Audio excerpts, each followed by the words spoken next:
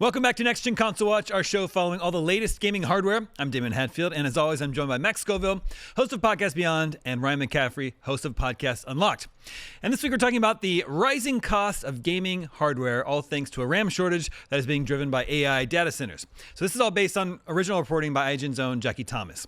Now, back in November, RAM started to get more expensive due to vastly increased demand from AI data centers. AI models are incredibly memory intensive, and these data centers that are going up everywhere need more and more of it. So memory manufacturers have shifted their priorities to selling to AI companies because they have a lot of money right now.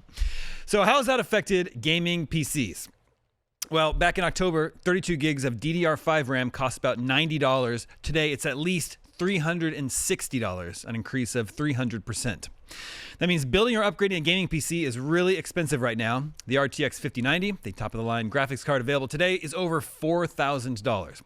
But a year or two down the line, new consoles will be arriving, and a RAM shortage will definitely affect the PlayStation 6 and the next Xbox as well.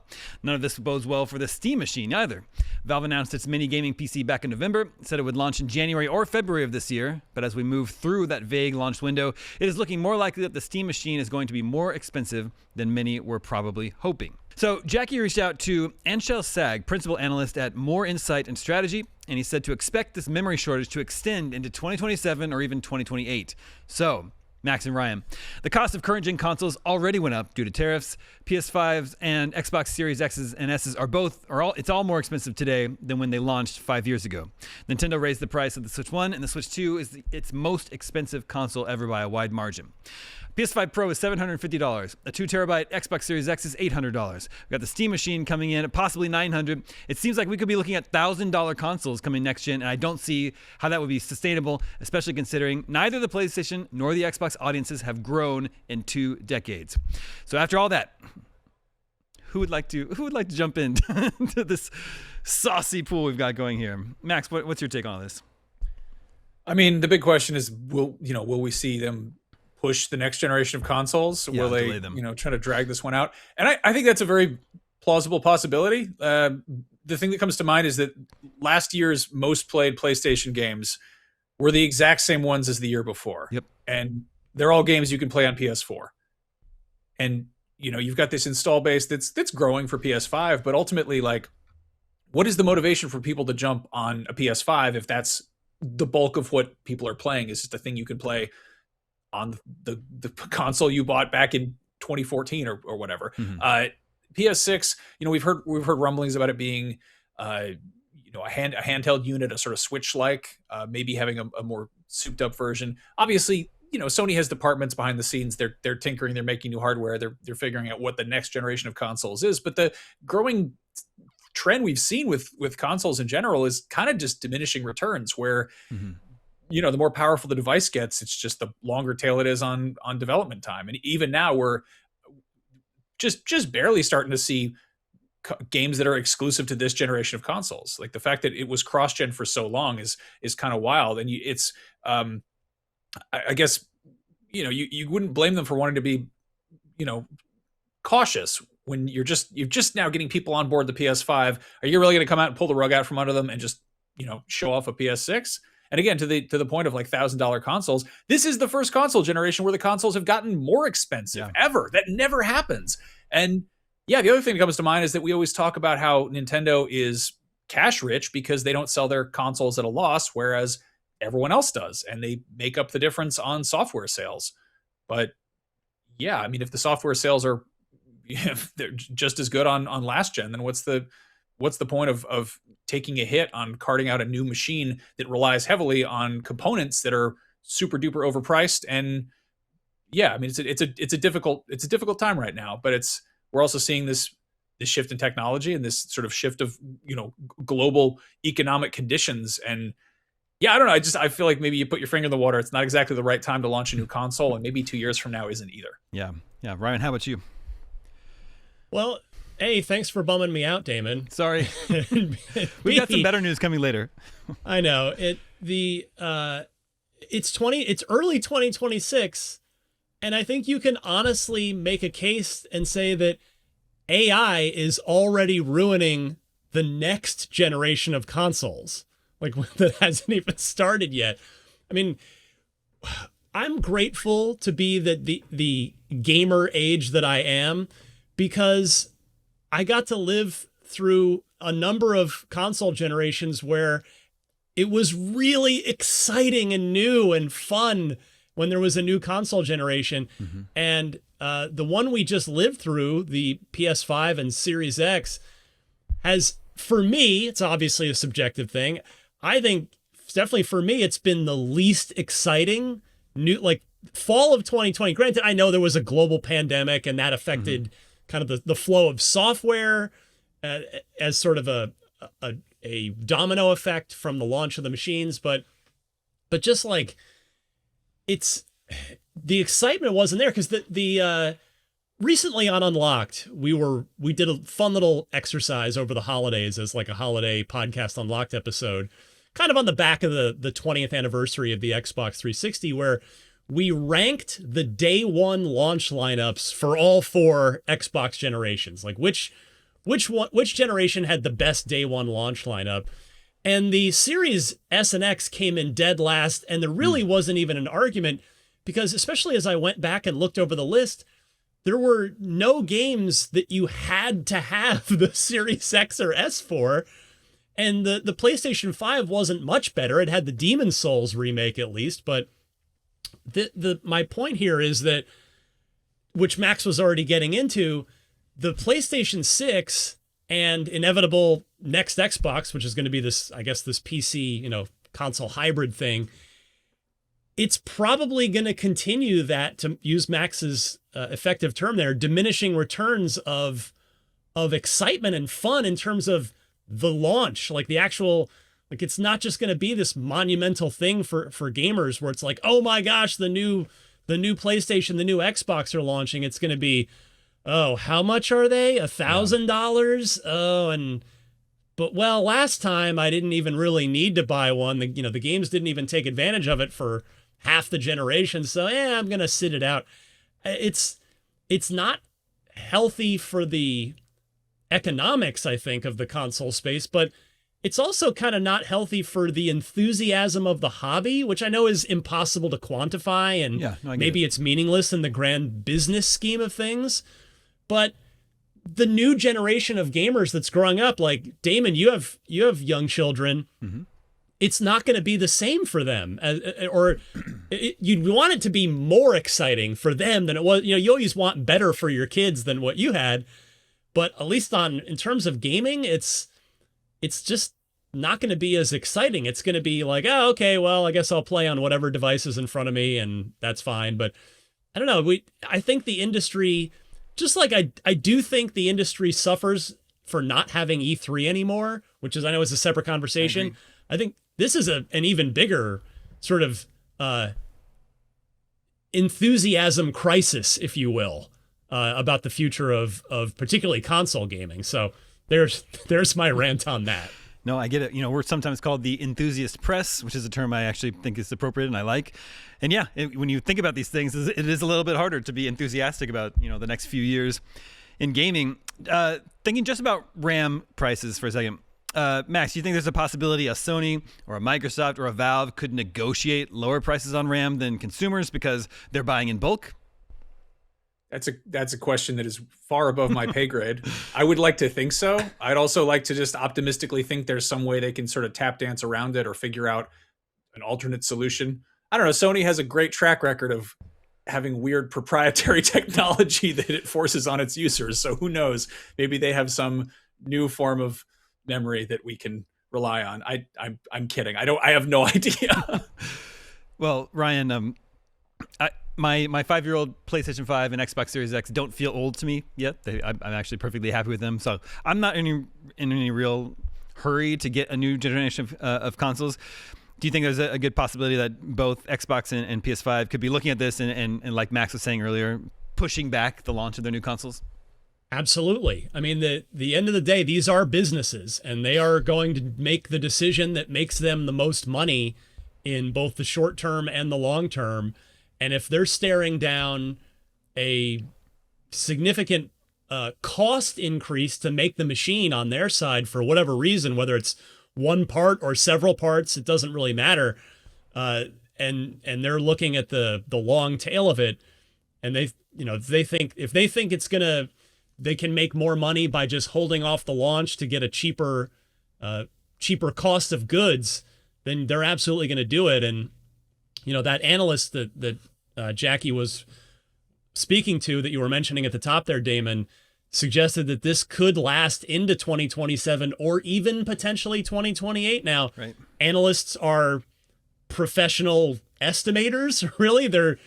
We don't want to necessarily take that as gospel, right. But at the same point, it is a professional opinion from somebody who is paid to monitor that world.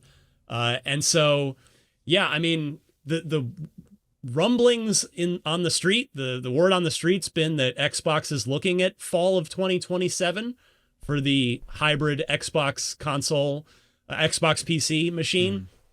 And so, yeah, I think that is obviously they haven't announced anything. So as far as we're concerned, they haven't delayed anything. But if that word on the street is accurate, then I certainly think there's a great possibility that they push that back, unless, as you and Max were kind of debating, and like I said, we don't have the info on this, but if in fact those contracts are signed far enough in advance by the console makers with their suppliers, maybe they are immune to this RAM situation.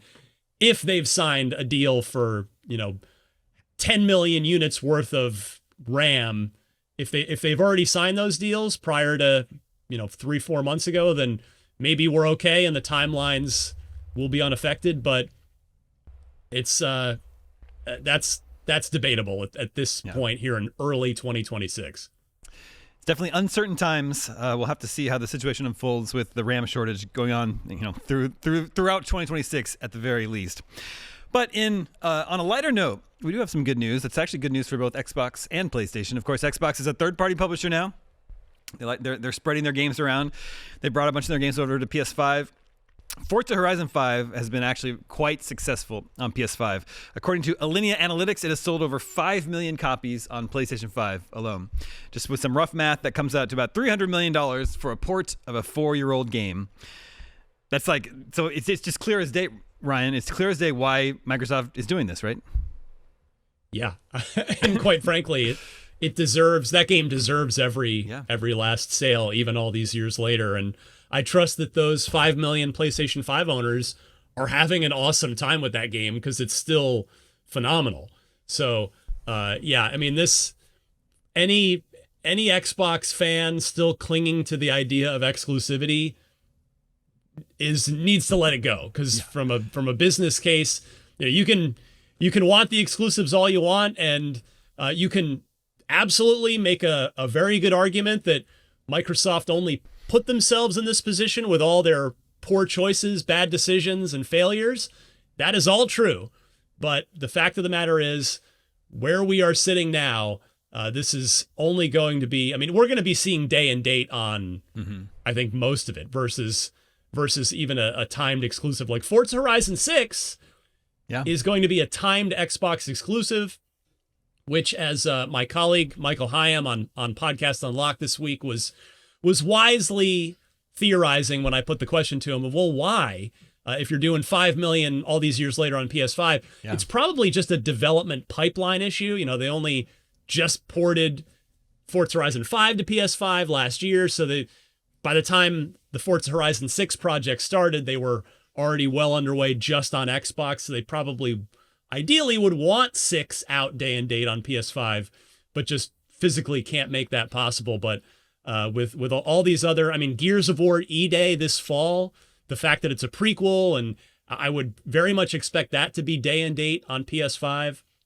The new Fable, they're trying to relaunch a franchise, and you probably don't want to, your best odds of success are launching it on as many platforms as possible.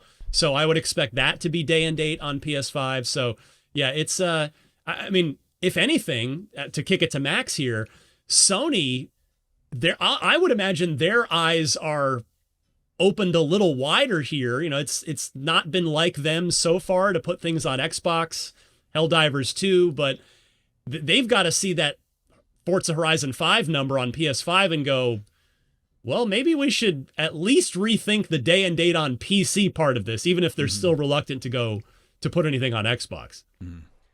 I mean, you mentioned Helldivers, like that was one of Sony's greatest hits in recent memory. And I would say maybe not only because it launched on PC, but especially because it launched on PC. And I really hope that, Sony continues, suit with this, because like we've seen PC gaming, blow the hell up. It's gotten huge. I don't know if the RAM shortage is going to, put a pin in that and slow it down. But yeah, I mean, the cost of developing games at this point, why would you limit who can play your games? And again, we're looking at the demand for consoles and, younger generations coming up. And I think we're sort of dancing on the fact that consoles ultimately are a means to an end. And the end is to play the game. And if you can play the game on your phone or on your TV or on your, your school laptop or whatever, why would you throw down $500 for a thing that can only play games? And yeah, I mean, get every game everywhere if possible. Like it's just, the 2013 Tomb Raider reboot is coming to phones next month, which is just I mean, again, that's an old game that should run on a current gen phone, but it's just the fact that we're getting console quality games on mobile devices is it's a pretty huge advance from, where we used to be. And I think there's this kind of, we've seen this gap close between what historically non-gaming devices are capable of. But yeah, I mean, Sony should be putting their stuff everywhere they can. But at the same time, they don't need to, because they're in the lead in the console side of things. So they can sit there and, make money off of Forza. I mean, Microsoft makes money off of Forza, but so do they. They take a cut. So they have to share that $300 million. And on that note too, I would be very surprised if either Forza Horizon 5 or maybe they're just going to plan for it with Forza Horizon 6. Probably going to come to Switch too, as well as the installed base for that grows. It'll be interesting to see how long it takes Microsoft to embrace the Switch 2. The install base there is still growing, and the rumblings were that Nintendo kept a lot of dev kits pretty close to the chest and didn't send them out like super early. So I'd have to imagine that we're going to see more and more Microsoft games on Switch 2 over the next few years as well. Well, speaking of Microsoft ports, The Elder Scrolls Oblivion was another big one from last year. And that leads us to this week's poll. We want to know what Bethesda game should be remastered next. Fallout 3, Fallout New Vegas, Morrowind, an older Elder Scrolls, or even Elder Scrolls 5 Skyrim, which, even though it's been released on everything, I don't think it's ever actually been remastered. So we want to know what you think. Make sure to vote at IGN.com the day this poll goes, or the day this episode goes live. We'll share the results with you next week, just like we can. Last week's poll, we were asking you, what do you think will be the best looking game of 2026? The winner by far, with over 50% of the vote, was Grand Theft Auto 6. Not too surprising there. Wolverine was a distant second, 16.5. But then I was surprised, dead last, less than 5% was Crimson Desert, which I kind of thought its visuals were like the whole selling point. I don't know, Max, is that a surprise to you? I don't know. I'm still not 100% sold on this game. Like it looks impressive, but I feel like there's just like I don't buy it quite yet. Yeah. Well, that one's not too far away. I think it's coming out in March. We'll get to see it soon. All right, right now at Humble, you can get Humble Choice for just $14.99 and score a curated bundle of PC games for January, including Sonic Frontiers, Tomb Raiders 4 through 6 Remastered, Hunt Showdown 1896, Etrian Odyssey 2 HD, Nice Day for Fishing, Metal Slug Tactics, Settlement Survival, and Wizard of Legend 2. This month's choice is available through February 3rd, so head to humblebundle.com and start playing today. And that's our show. Thank you to Max and Ryan. Thanks to everyone working behind the scenes to make this show possible. My name is Damon. We'll be back next week with more of the latest gaming hardware. We'll see you then.